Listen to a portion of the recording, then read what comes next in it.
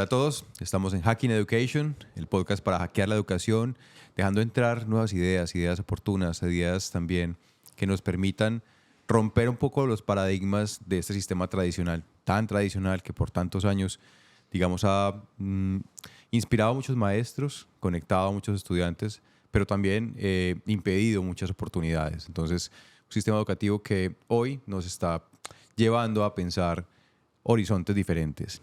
Hacking Education tiene hoy la gran oportunidad de estar con un amigo que se llama Santiago Betancourt, fotógrafo, artista plástico, un hombre que además inspira a otros desde sus emociones, que las proyecta y las pone con todo, digamos, sangre, sudor y lágrimas en su obra. Es una persona intensa, apasionada y sobre todo muy dedicada y disciplinada. Santi, bienvenido, hermano. Bueno, no, muchas gracias. Escucharte me ubica, porque realmente sí, como artista, digamos que busco una dinámica expresiva que no quiere parar, no se quiere detener. Una dinámica expresiva. Así es. Ok. Yo desde que vi por primera vez, pues porque Santi es el esposo de una gran amiga mía, psicóloga, Ana Lucía, un saludo que está por ahí de pronto escuchando este podcast. Desde la primera vez que vi tu obra dije, esto conmueve, o sea, esto no es un arte condescendiente. A mí, digamos, no soy un experto en el arte, me gusta mucho la experiencia artística y me gusta es encontrar el arte que conmueve, el arte que me pone a pensar más allá del instante que estoy viviendo. Y eso sentí con tu obra, Santi. Bueno, fascinante que la percibas así. Está muy hecha desde mi corazón, desde las cosas que me impresionan. Yo digamos que las devuelvo lo más expresivas posibles, vuelvo y las pongo para seguir, digamos, generando cosas que me permitan manejar las cosas que me impresionan. Una cosa que siempre hacemos en este podcast es tratar de entender la persona, ¿cierto? Aquí hablamos de educación, pero hablamos de las personas y de esas rutas de aprendizaje. Contanos un poquito de Santi, Santiago el estudiante, Santiago en la escuela, Santiago en la universidad. Bueno, en el colegio, digamos que mi carrera estudiantil durante el bachillerato fue un desastre. Yo perdí 3 años, digamos que habían muy bajas expectativas sobre mi futuro y me incluyo. No me sentía una persona, tenías muchas digamos, expectativas contigo mismo. inteligente, poco inteligente para muchas cosas. Veía que todo se me dificultaba excesivamente, todas las clases de matemática, pues todo lo que fuera, que incluyera números, para mí era un lío. También lo que fuera memoria. Tengo una dificultad para la lectura así impresionante, entonces memorizar los estados de un país y sus capitales o los departamentos, los nombres de los ríos, también iba mal. Entonces en lo que era historia, geografía, álgebra, cálculo, en todas esas cosas, un desastre. Un desastre y lo que yo sabía hacer bien era dibujar, entonces hasta me metía en problemas porque dibujaba caricaturas de los profesores en el tablero, cosas así, digamos, muy divertidas, pero que por A, por B o por C yo resultaba siendo castigado. Claro. Aunque a veces... Eran muy divertidas para los estudiantes, de pronto no para el profesor. Sí, exactamente. Pero que desembocan en situaciones donde uno es el chico problema, pues de alguna manera, ¿no? Claro. Entonces, desde ahí yo ya encontré como esa satisfacción, digamos, un poco perversa por provocar con pues con imágenes, con dibujos, pues cosas que yo veía de los personajes que me rodeaban. Retratar también se volvió. Retratar, exactamente, sí. Okay. Que ya años después se volvió mi profesión, retratar a la gente con mi cámara. Increíble. Y es algo que, pues, que hasta el día de hoy disfruto mucho también, sí. Tras de cámaras me contabas algo que al finalizar como ese periodo, digamos, de la escuela, del bachillerato, no tenía mucha expectativa tus padres ni las familiares contigo.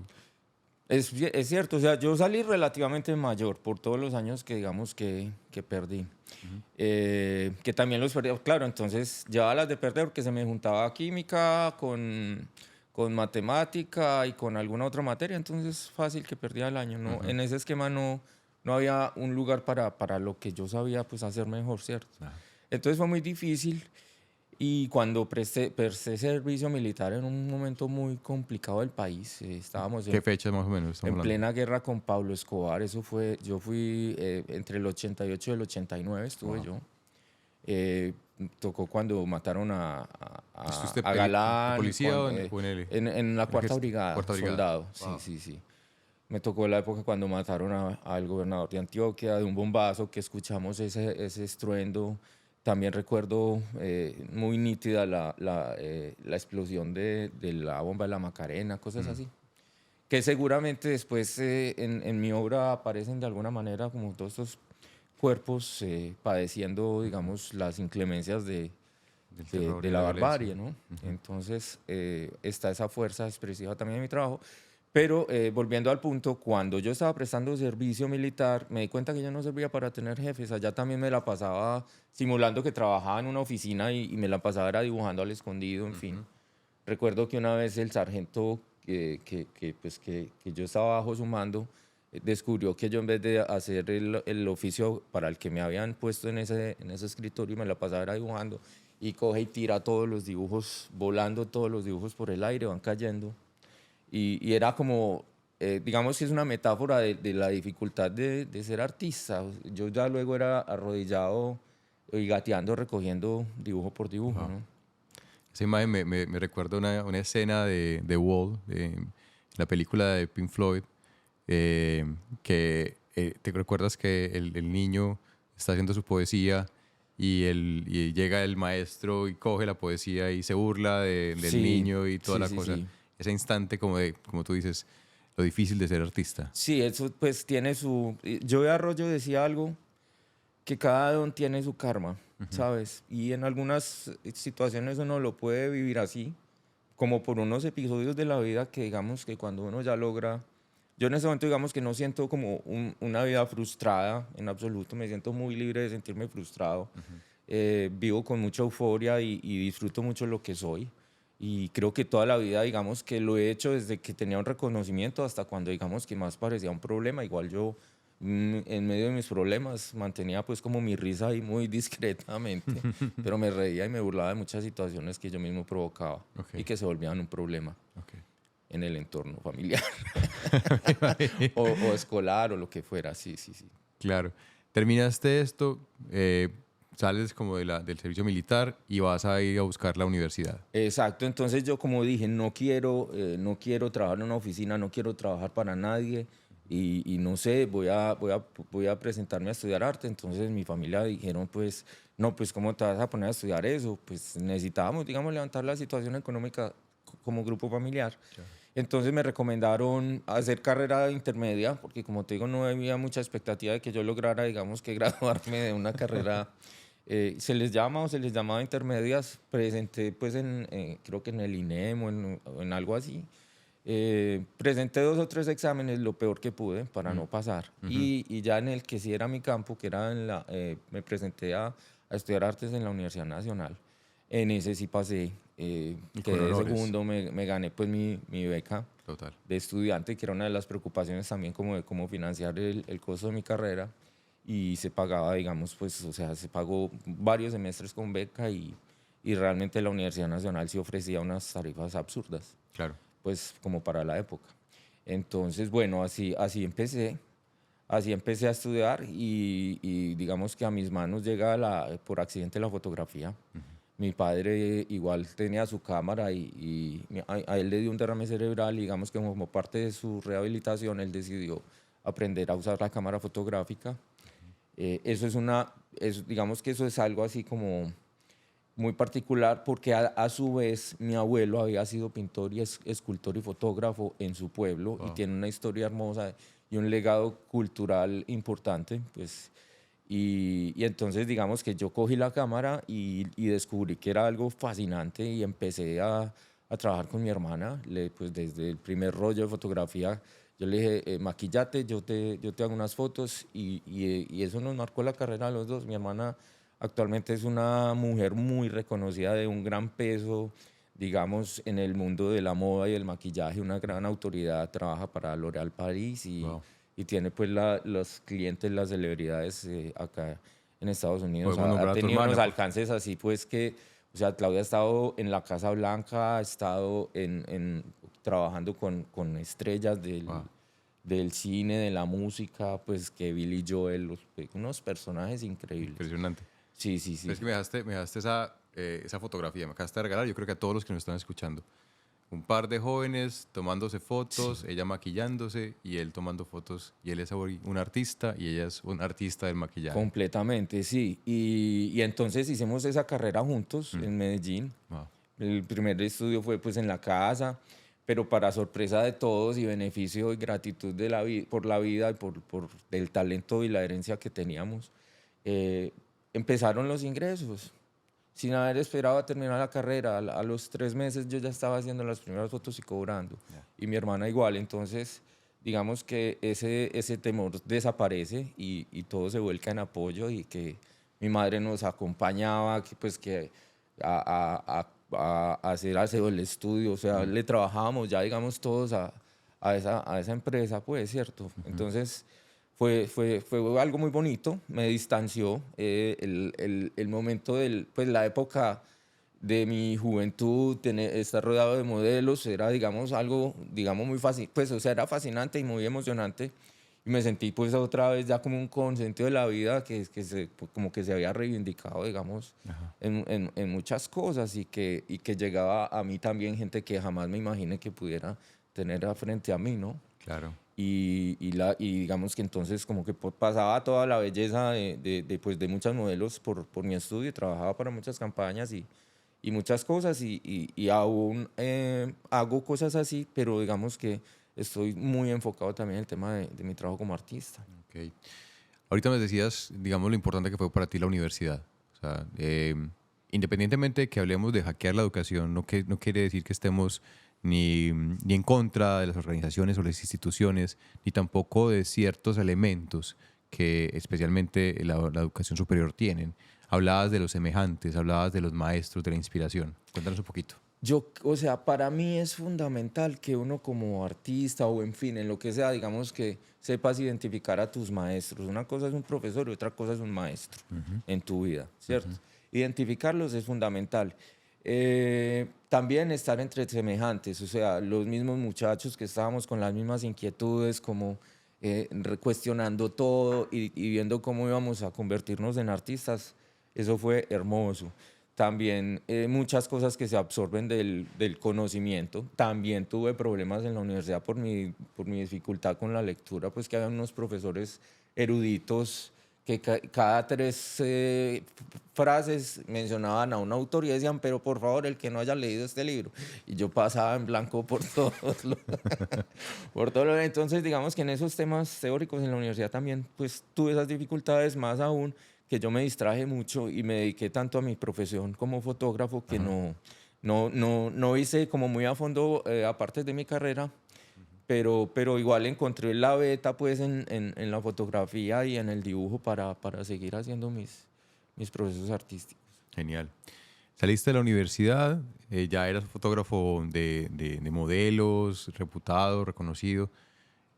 ¿Por qué sales de Medellín? ¿Qué pasó? Bueno, también pasé por un desencanto muy tenaz con la fotografía, porque empieza como toda esta problemática de la anorexia, de la bulimia, de las cirugías estéticas. Hay un tema que yo aún eh, quisiera que se mantuviese unido y es el tema de salud y belleza, ¿cierto? Pues Ajá. como que sin salud no hay belleza. Entonces me empieza esa preocupación que los artistas, digamos que la gran preocupación del artista es la belleza. Ujú. Pues Incluso a entonces costa de la salud. tuve como mucho digamos ese dilema y entonces digamos que dejé de trabajar así pues muy deliberadamente. También digamos que yo como con mis molinos de viento en la cabeza, mis delirios, seguramente, porque uno digamos que casi que abandona una carrera si me desestabiliza económicamente.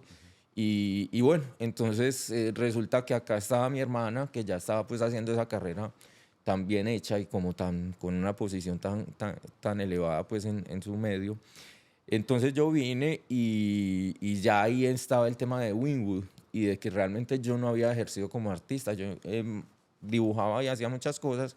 Hice unas exposiciones en Medellín en años previos a venirme acá, que vine en el 2008. Pero cuando llegué, entonces estaba la movida de Winwood, estaba todo esto que era fascinante. El trabajo, digamos, de fotografía acá era mucho menos fluido que en Colombia. Allá pues en Medellín había un mercado de modelos y todo, pues que, era, que eso no paraba pues yo de trabajar ahí. Pero entonces me dio la oportunidad de fundar una galería con otros dos artistas y ya eso se volvió, digamos, mi gran escuela, mi salida al mundo. La competitividad, la emoción, es un mercado, no es un tema de curadores, ni de jurados, ni de nada. Entonces, digamos que hay una libertad absoluta, para bien o para mal. Pues lo digo porque qué se va a presentar o qué se va a hacer. Era, digamos, que un dilema de cada artista, que si elegía hacer cosas más comerciales o esto o aquello. Cada quien va tomando su camino ahí en medio de todo lo que estábamos haciendo.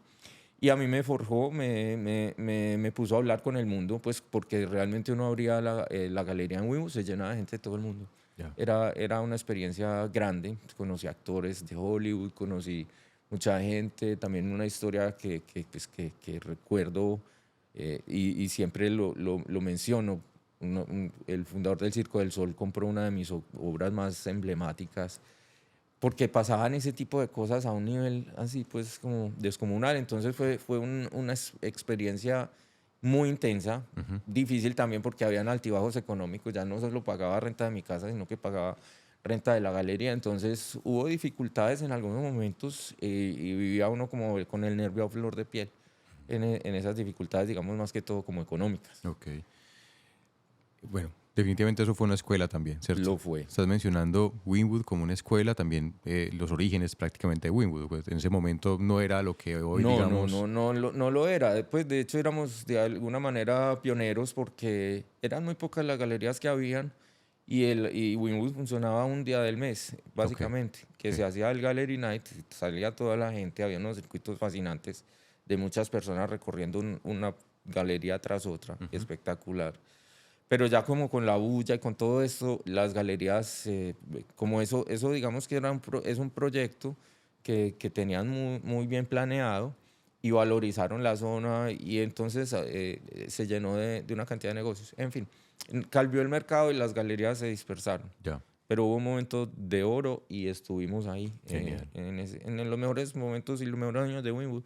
Ahí estuve yo, más que llegaba también todo el tema de Art Basel, otra razón para que se Art llenara Basel. Ujú. Winwood de gente del mundo entero, Genial. que eso era una gran escuela y es muy emocionante. Y Sí. quiero decirlo de la escuela porque, pues, de todas maneras, este es un podcast de educación, ¿cierto? Y parte de lo que aquí yo quiero que exploremos contigo es el poder del arte en la educación, el poder del arte en la escuela.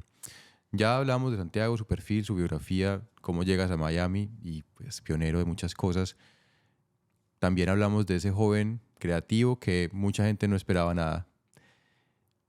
Muchos jóvenes hoy están viviendo eso, ¿cierto? Primero, pensemos un poquito. ¿Cómo evalúas? Tú fuiste maestro, tú fuiste docente de arte, ¿cierto? Sí. ¿Qué pasa ahí? Porque me contabas ahorita tras de cámara que poner nota te parecía terrible. Para mí, sí, siempre tuve esa dificultad y también como digamos que eso genera una mala interpretación de muchas cosas, pues como entre el profesor y los estudiantes. Eh, También está, digamos, mi problema con los números, pero sí el tema de cuantificar y de poner una nota más alta a alguien que a otro. O sea, para mí todo eso es como un lío. Es un lío que a veces hacía que me dilatara y no pusiera, digamos, las calificaciones a tiempo. También desconociendo lo importante que puede ser para los alumnos necesitar sus notas para promedios, para becas, para tantas cosas. Pero sí siempre he sentido que eh, es un sistema, pues digamos, no perfecto, es muy difícil, pero también puede ser definitivo y necesario el tema de evaluar y de calificar, sin dejar yo siempre de dar como el feedback, como la percepción que tenía yo de cada trabajo, de cada entrega que hacían mis estudiantes.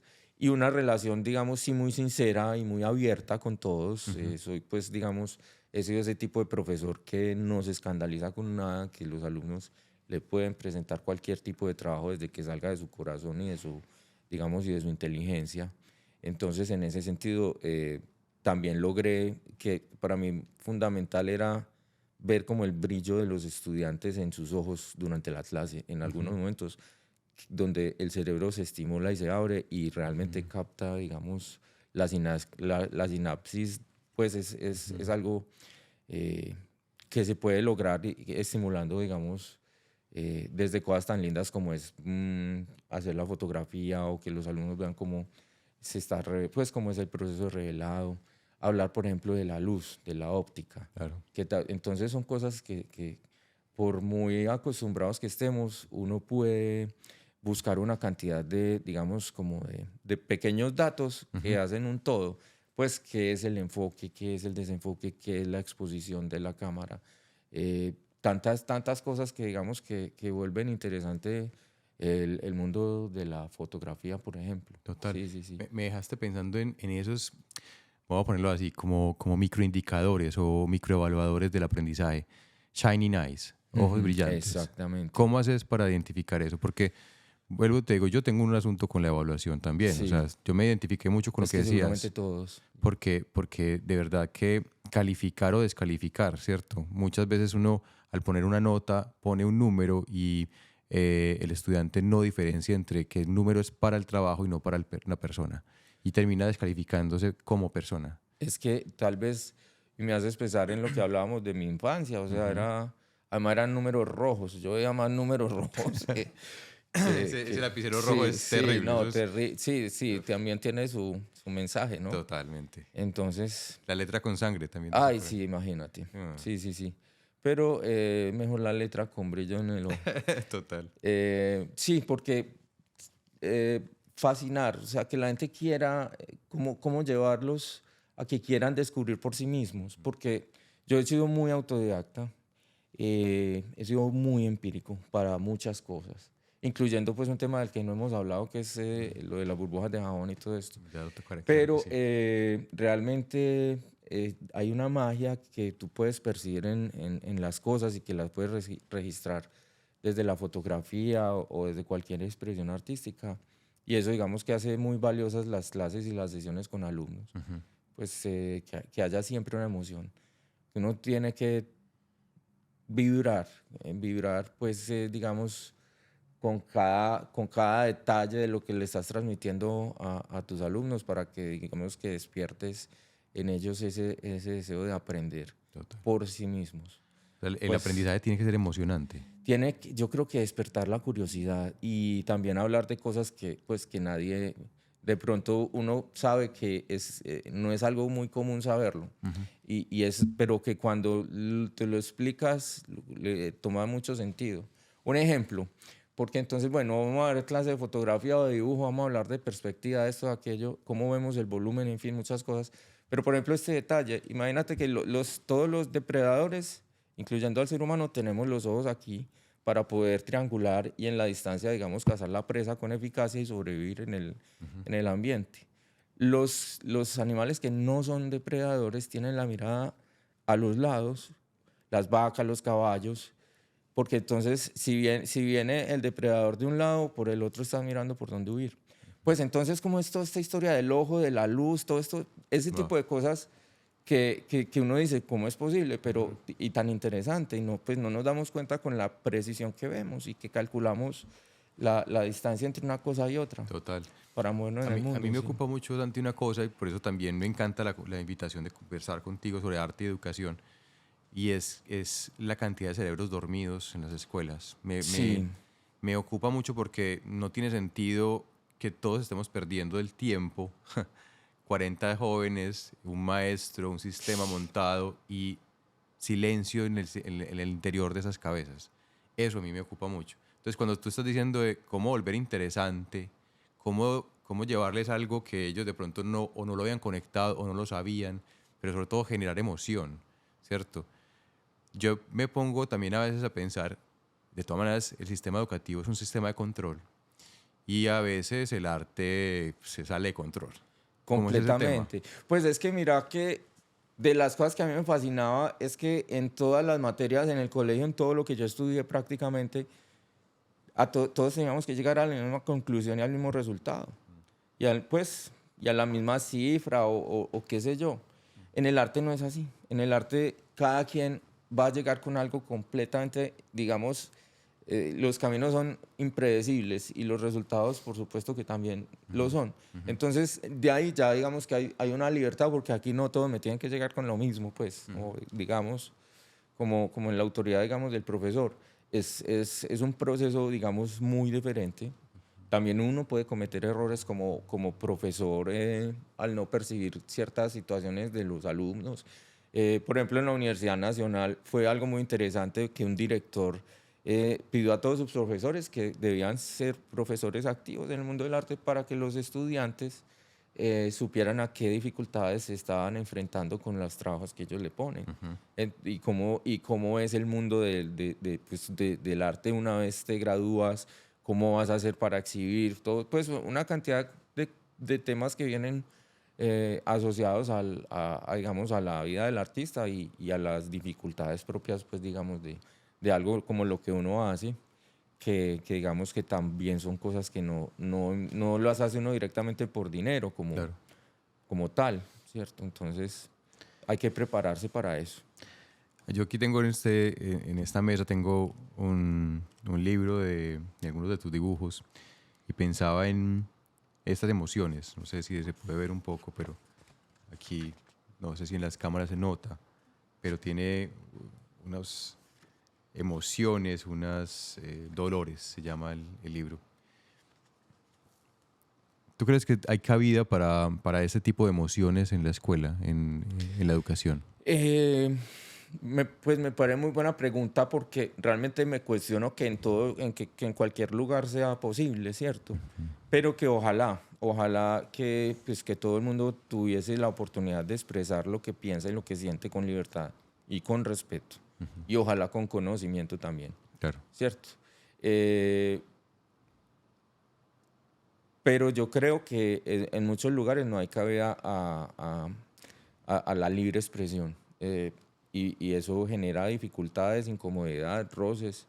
Y pues ser sincero a veces también, digamos que trae sus consecuencias, ¿no? Pero el tema de que hay cabida, me parece que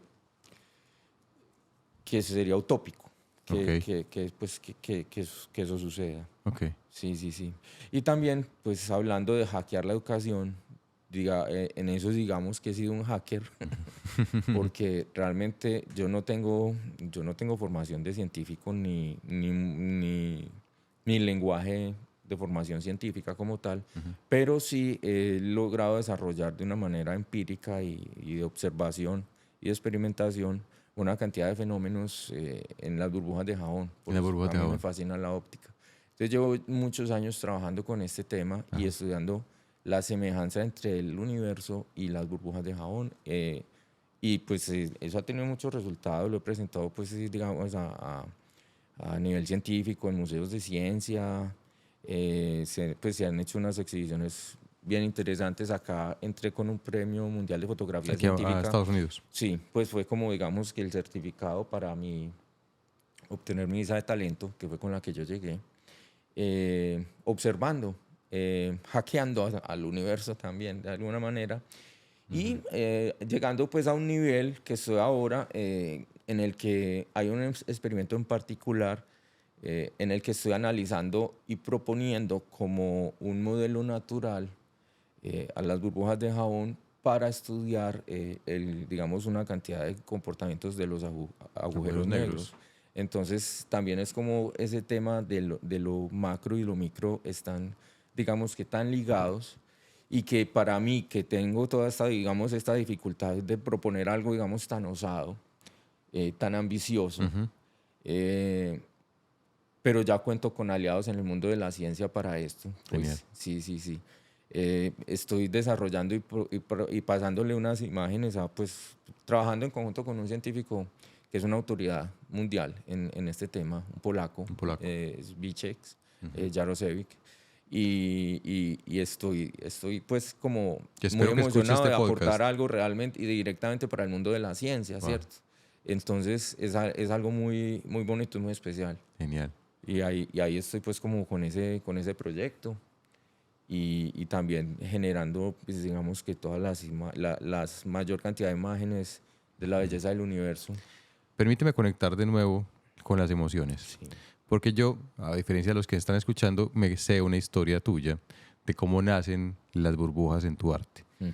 y que tienen que ver con el dolor. Correcto. Así fue. Pues en un momento de mi vida yo estaba muy solo, estaba digamos que pasando como por una situación de despecho y me sentía supremamente solo y supremamente, digamos, abandonado, entre comillas. Y en esa tristeza me puse a observar como la luz en mis lágrimas y cómo esta luz, estos Como en las rayitos. pestañas tuyas, ahí Sí, como... exacto. El agua queda como atrapada, entonces tú aprietas los ojos un poco y empiezas a ver toda una cantidad de rayos, lo cual ya me pareció como simbólico, como que la luz, como ves como la luz se dirige hacia ti. Claro. Es, digamos que algo muy cercano. Mm. Luego empecé a observar las gotas en los vidrios. Claro, entonces pasaba, digamos, por un demente, un desquiciado, porque me podían encontrar pegado de un vidrio así media hora. Y estaba yo ahí pegado observando cosas. Y de ahí pasé a las burbujas de Dajón y la sorpresa es que sí había mucho por descubrir y mucho que no se ha apreciado de las burbujas. Entonces es como algo también muy simbólico. Ese proyecto se llama Bajo el Arco de la Alianza. Lo asocié al tema del arco iris. Lo asocié al tema de que Iris vuelve por ahí completamente, todo el tiempo. así tal como mi esposa, que es una mujer también que es como un arco iris en mi vida. eh, que para mí el tesoro no está al final del arco iris, sino que el tesoro es el arco iris. Es el arco iris. Es el arco iris. Para verlo, para saber que está ahí, eso llena. Es la belleza, si vamos a entrar en detalle, es algo muy lindo de entender. Porque dicen, ay, no, pero es que deberías disfrutar de las cosas más sencillas de la vida, como mirar un arco iris. Eso no es tan sencillo, es fascinante. Es fascinante entenderlo, entender que a pesar de que el arco iris no se cae, todas las gotas están cayendo. Y cuando ella pasa entre cierto trayecto, pues Un rango. va a generar, Rango de luz. exacto, cada gota va a generar un poco de información de color Wow. en ese prisma. Pero entonces todo eso está cayendo y ahí sigue resplandeciente, ¿no? Es bello, ¿no? Y cómo es cada gota de agua, por ejemplo. Y entonces, que es un ángulo específico en el que entra la luz del sol. Y debe haber un ángulo entre el espectador, la gota de agua y el sol para que tú veas el arco iris. Entonces, todas esas cosas, digamos, que parecen tan sencillas, son muchísimo más fascinantes cuando empiezas a descubrir toda esa precisión que hay en el universo, Toda esa ciencia que hay toda esa detrás. ciencia. Es increíble porque, vuelvo e insisto, esto es un podcast para pensar la educación. Y mira lo que estás contando. O sea, estás contando que aprendiste una emoción, las lágrimas te llevaron por una vía insospechada del arte y la conexión con la ciencia. Descubres que lo sencillo no es solo sencillo, sino que es fascinante y lo descubres por el conocimiento que hay detrás. O Es sea, que, exacto. Para mí es fundamental. O sea, yo veo con mucha preocupación, digamos, viviendo acá en Miami, quiénes son los ídolos, a quiénes están posicionando para ser los ídolos de la juventud, en las artes, en la música, en muchas cosas. Y yo veo eso con mucha desconfianza. Luego, con mucha desconfianza, me parece que a la gente, digamos, que mientras menos le provean conocimiento, más la ponen a consumir cosas que no necesita. totalmente. ¿Cierto? Que mi pintura es oscura, por ejemplo, para mí no hay nada más oscuro que la frivolidad. Entonces, si yo muestro algo en profundidad, realmente yo estoy iluminando. Me lo decía un profesor de física, Román Castañeda, me decía, él hablando sobre que conoce mi trabajo de burbujas, pero sobre mi pintura decía, tú estás iluminando, o sea, tú tienes como la luz para meterte en estos mundos tan oscuros e iluminarnos. Eso me pareció muy bonito y muy valioso. Eh, entonces el tema del conocimiento es fundamental para todo, porque entonces nos quedamos en una informalidad y volvemos a creer en brujas y volvemos a creer en una cantidad de cosas, Total. como en épocas donde reinaba la ignorancia. Entonces Feudalismo. hay que tener muchísimo cuidado con esa informalidad, porque entonces en las redes están inundadas de gente que sale a dar consejos Pues no sé, yo para Tremendo. eso, Pero de me hecho dejaste- ya, yo a veces como que opté también por ser menos consejero y ser Ajá. más discreto que en otras épocas. Me encanta eso del oscurantismo y la frivolidad. Me parece que hay que atesorar eso que lo están escuchando, porque la frivolidad es ese oscurantismo al que nos estamos volviendo. Necesitamos volver a la ilustración, despertar de nuevo una ilustración de conocimiento. ¿Qué dices tú? Claro, pues es que mira que ahora que surge todo la inteligencia perdón, la inteligencia artificial, pues va a triunfar si nosotros estamos en este, digamos, estado de inteligencia, digamos, también tan artificial y tan permeado, digamos, Total. tan mediatizado. Yo si hay algo de lo que yo he aprendido es a tener una comunicación directa con la naturaleza, a ver las cosas y percibir qué cambió, qué fue un fenómeno que yo no había detectado para detectarlo y poderlo repetir. Ujú. Para mí es fundamental en mi trabajo de burbujas que si yo veo que algo sucede, yo digo cómo pasó y lo analizo para provocarlo más veces y sacarle más registros, fotografías, videos, en fin. Santi, sabes que nuestra audiencia en su gran mayoría son educadores o personas que les interesa la educación. Has sido maestro, has sido alumno, has sido profesor. Ahorita sí es una diferencia entre profesor y maestro que me, Sí. me- me encantó. ¿Qué les dirías ahorita? Porque esto es Hacking Education, esto es una búsqueda por meter nuevas ideas diferentes al sistema educativo. ¿Qué les recomendarías? Que yo sé que no quieres dar más consejos. Sí, pero entiendo y se supone pues que también debo hacerlo pues de alguna manera. Claro. Y yo pienso mucho, y acabas de mencionar la palabra búsqueda, yo pienso que todos tenemos búsquedas que queremos o no queremos escuchar, pues nuestra voz interior. Y también digamos que debe haber una sincronía y una intuición con tus capacidades para que, Intuición. para que tomes caminos correctos, tuyos, ¿cierto? Que no todo se hace por dinero, fundamental también, porque yo cuando me puse a mirar la luz en las lágrimas, pues yo no estaba buscando, digamos, los tesoros que iban a salir de ahí en muchas cosas, Claro. más considerando que el tesoro es el arco iris. Entonces, si consideras que es un buen ejemplo, el arco iris, digamos que es para saber que está ahí y que esa belleza y ese universo perfecto están ahí todo el tiempo funcionando y que por donde tú te metas, desde la mecánica cuántica, desde la percepción de la belleza, desde lo que tú quieras, hay un universo infinito que tiene, o sea, es que si vamos a hablar de inteligencia artificial, la inteligencia de la naturaleza nos rebasa en todo sentido Absolutamente. y nos permea y no nos damos cuenta, pues es que es increíble. Como decía un amigo, mira, ¿qué está pasando? No, que estamos rotando, la Tierra está rotando y ni nos damos cuenta, y vamos a yo no sé cuántos kilómetros por hora, me decía él, y yo, fascinante, pues de verdad, hay que considerar siempre toda esta cantidad de cosas, porque los dispositivos, digamos que están casi que dentro de nuestra piel ya, y van para convertirse en chips y tal. Aunque pues igual que a mí el tema de lo mediático, el tema de todo volverlo video y fotografía, a mí no me gusta. Muchas veces yo prefiero observar con atención y que algo no se me olvide a correr a registrarlo con la cámara. ¿Cierto? Porque es que uno termina afectado y todo es como que en algún momento pasa algo y todos corren a ver quién saca el video viral, Sí. porque acaba de pasar algo rarísimo. Entonces terminamos olvidando quiénes somos porque estamos en función de existir en el mundo virtual Claro. también, ¿cierto? Entonces pienso yo que hay que conectarse, digamos, con tu voz interior, con tus propias inquietudes y descubrir desde ahí digamos que la esencia de las cosas que te van a hacer feliz. Genial. A ti te agradezco mucho. Muchas La verdad gracias que a esta ti. conversación ha sido llena para mí de poesía y de, bueno, obviamente de arte, pero sobre todo de emociones. Siento que la educación necesita emocionar y despertar los cerebros.